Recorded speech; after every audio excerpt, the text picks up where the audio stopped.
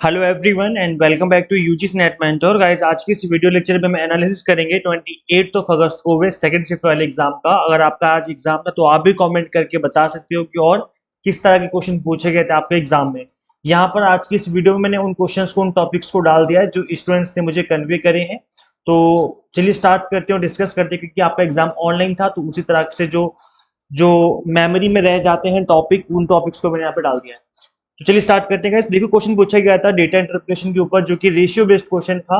Data interpretation में ज्यादातर ratio based और परसेंटेज बेस्ड आजकल क्वेश्चन बन रहे हैं, तो मैं सोच रहा हूँ इस टॉपिक को कवर करवा दूं आपको यूट्यूब पर, तो उसकी क्लास आपको जल्दी मिल जाएगी। रीडिंग कॉम्प्रिहेंशन के ऊपर एक इजी क्वेश्चन दिया हुआ था, बन गया था। एनईपी 2020 के ऊपर 4 वर्टिकल से रिलेटेड क्वेश्चन पूछा हुआ था एग्जाम में आपके। लॉजिकल इक्विवेलेंस पे क्वेश्चन था आज के एग्जाम में। अगेन गाइस, पॉलिसीज पे क्वेश्चन था, तो पॉलिसीज आप पढ़ लीजिए एक बार एग्जाम में जाने से पहले। वैसे मैं बता दूं कि पॉलिसीज वाला टॉपिक मैंने भी कवर करवा रखा है आपको। एक तो मैंने मैराथन ली थी, उसमें भी मैंने इस टॉपिक को कवर करवाया था। इसके अलावा एक इंपॉर्टेंट टॉपिक सीरीज है, उसके अंदर भी मैंने आपको इस टॉपिक को कवर करवाया हुआ है। तो दोनों ही क्लासेस को जो लिंक है आपको इसी वीडियो के डिस्क्रिप्शन बॉक्स में, कमेंट बॉक्स में दे दूंगा, सो मेक श्योर आप उस क्लास को जरूर देखें। स्टैंडर्ड एविएशन से रिलेटेड एक क्वेश्चन पूछा गया था आज के एग्जाम में। एनसीएचईआर की फुल फॉर्म पूछी गई थी। तो एनसीएचईआर की फुल फॉर्म होती है National Commission for Higher Education and Research. It was recommended by the Yashpal Committee in 2009 to be established as an independent regulatory body for higher education in India. अब यहाँ पर इस बॉडी को establish करने की का जो रिकमेंडेशन है वो यशपाल कमेटी ने दिया था गाइस। और यहाँ पर इस ये जो अगर स्टैब्लिश हो जाता है ये कमीशन, तो इसने रिप्लेस कर देना है किस किस को? यूजीसी को रिप्लेस कर देगा, ये ऑल इंडिया टेक्निकल काउंसिल को रिप्लेस कर देगा। All India council for technical education है ये, इसको रिप्लेस कर देगा। And national council for teacher education, NCT. तो कहने का मतलब है कि एनसीएचईआर जो है काफी बड़े लेवल पे इस पे काम चल रहा है। फ्यूचर में ये हमें देखने को मिल सकता है, क्योंकि नेशनल एजुकेशन पॉलिसी 2020 के अंदर भी इसकी बात कही गई थी कि एक ऐसा कमीशन बनेगा जो कि जो अलग अलग कमीशन और बड़े बड़े एजुकेशन डिपार्टमेंट बने हुए हैं उन सभी का एक कंबाइन करके एक सिंगल अम्ब्रेला कमीशन बनेगा। तो देखते हैं कितने टाइम में आता है ये। ग्रीन हाउस गैसेस के ऊपर क्वेश्चन पूछा हुआ था आपके एग्जाम में। तो आप सभी को पता है कि क्योटो प्रोटोकॉल के अंदर टोटल 7 ग्रीन हाउस गैसेस को मेंशन कर रखा है, तो इनके नाम याद कर लीजिए आप। इसमें कार्बन डाइऑक्साइड है, methane, nitrous oxide, hydrofluorocarbon, perfluorocarbon, sulphur, hexafluoride और नाइट्रोजन ट्राइफ्लोराइड। तो ये आपकी जो है ग्रीन हाउस गैसेस होती हैं, तो इसके नाम अच्छे से याद कर लीजिए आप लोग। इसके अलावा आगे बढ़ते हैं गाइस। नंबर सिस्टम पे क्वेश्चन पूछा हुआ था आपके एग्जाम में, बाइनरी कन्वर्जन से रिलेटेड क्वेश्चन था। वैसे मैंने इस टॉपिक को कवर करवाया हुआ है यूट्यूब पे, तो आप देख सकते हो।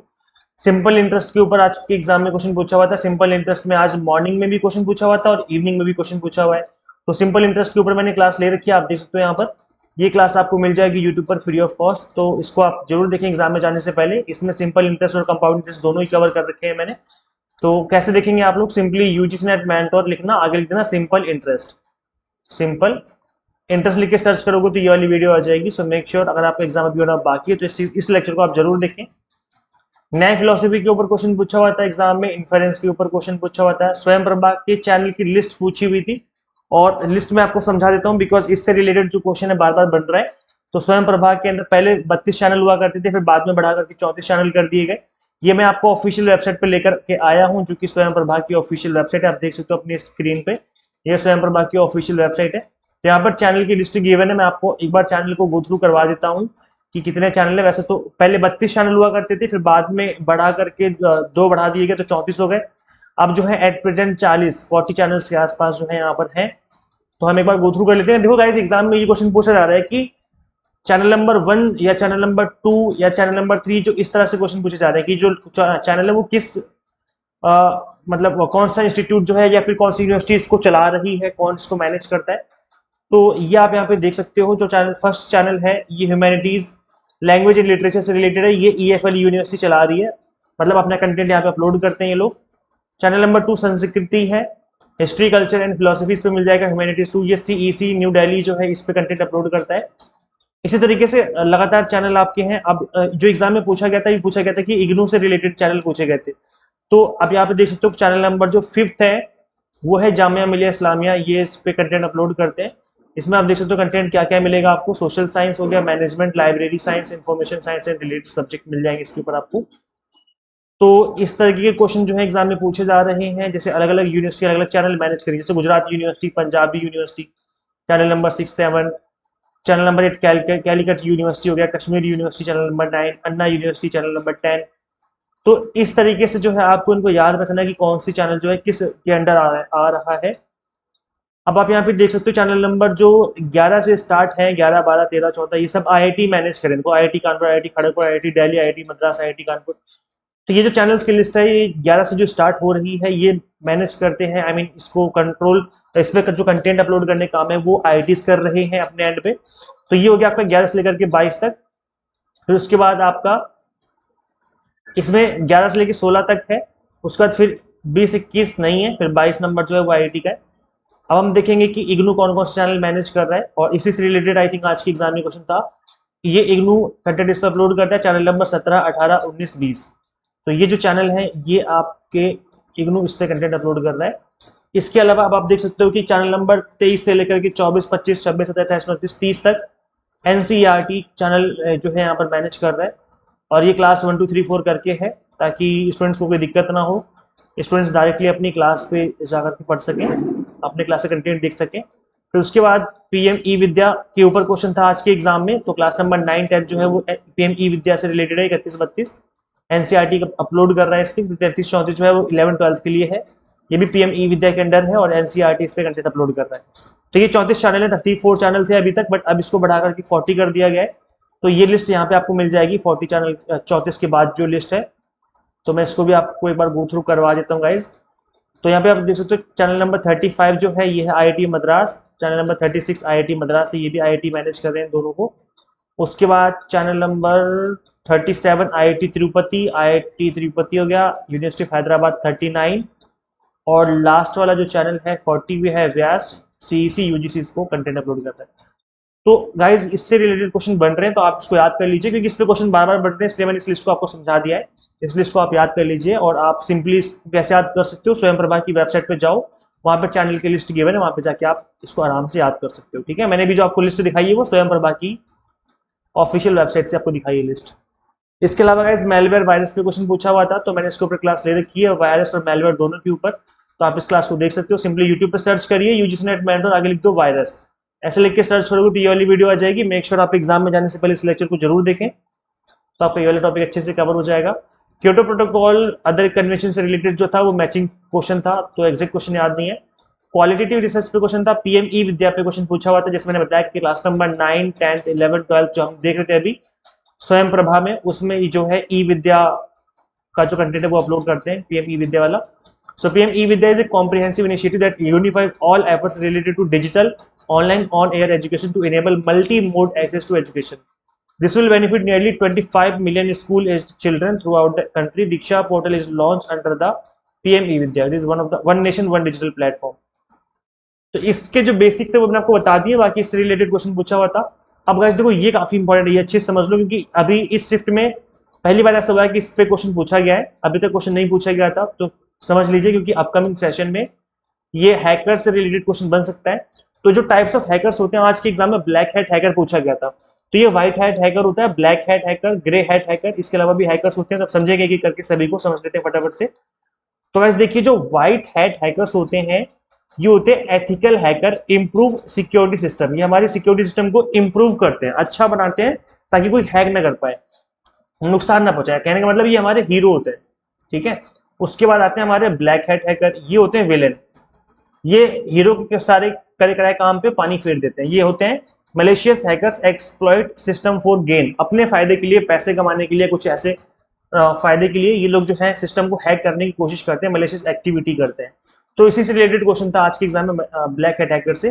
ग्रे हैट हैकर कौन होते हैं? जो दोनों काम करते हैं। कुछ ऐसे होते हैं कुछ कि आधे जो है इंसान है, आधे शैतान है, वो वाला काम है। ये मतलब यहाँ पर ब्लैक हैट हैकर और व्हाइट हैकर दोनों की एक्टिविटी करते हैं जरूरत के हिसाब से। उनको लगता है कि यहाँ पर कोई काम मिल गया तो व्हाइट हैट हैकर का काम कर लिया, ज्यादा ज्यादा अच्छे पैसे मिल गए तो उन्होंने ब्लैक हैट हैकर का काम कर लिया।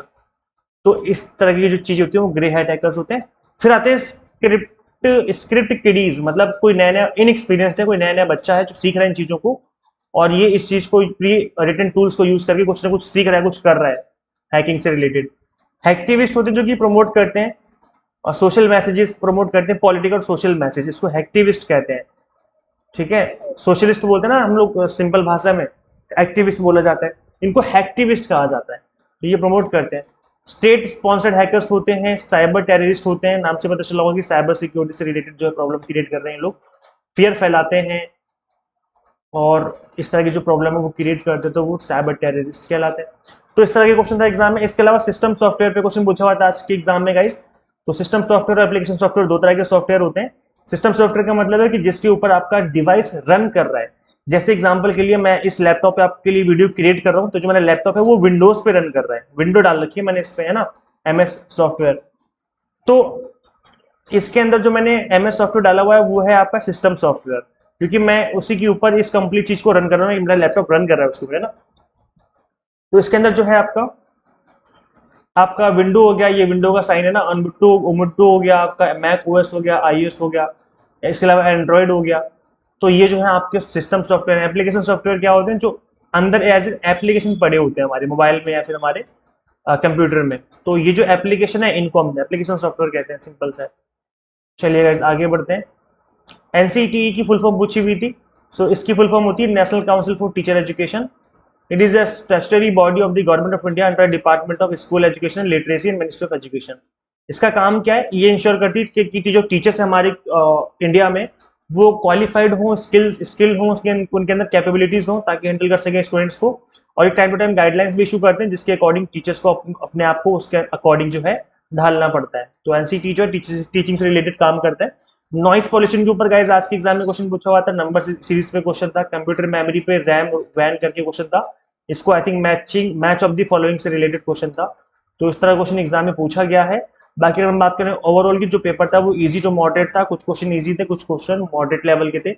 अगर आपका एग्जाम अभी होना बाकी तो आप क्विक रिवीजन करने के लिए आप मेरी मैराथन क्लास देख सकते हो। इसमें मैं आपको गारंटी देता हूँ कि आपको 8 से 10 या 10 से 12 तक क्वेश्चन आपको डायरेक्ट देखने को मिल सकते हैं, क्योंकि मैंने इस क्लास के अंदर सिर्फ और सिर्फ जो 5 स्टार रेटिंग के टॉपिक है सिर्फ उन्हीं को कवर कर रखा है, केवल एवरग्रीन टॉपिक्स को कवर कर रखा है। सो मेक श्योर आप इस क्लास को जरूर देखें। इसका लिंक मैं डिस्क्रिप्शन बॉक्स में, कमेंट बॉक्स में दे दूंगा, कमेंट बॉक्स में पिन कर दूंगा। अदरवाइज आप चैनल पे विजिट करके भी इस क्लास को देख सकते हो। साथ ही आप इंपॉर्टेंट टॉपिक सीरीज फॉलो कर सकते हो।